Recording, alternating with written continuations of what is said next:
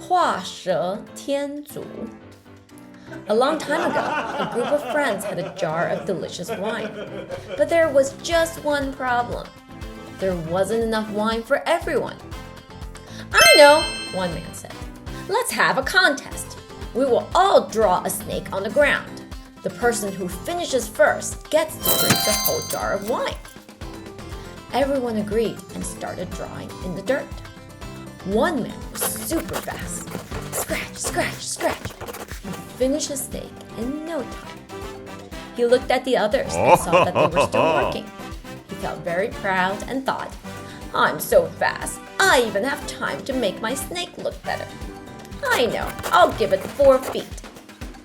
But while he was drawing the feet, another man finished his snake.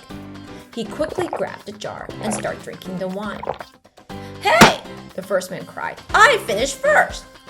The second man laughed and said, Snakes don't have feet. Why did you add them? By adding something that wasn't needed, you lost the prize. This is why the idiom 画蛇添足, which literally means drawing a snake and adding feet, is used to describe doing something unnecessary with no added value. In other words, the story tells us that more is not always better.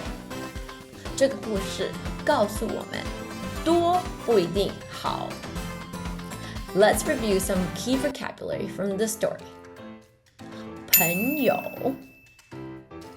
酒，比赛，画画，蛇，脚。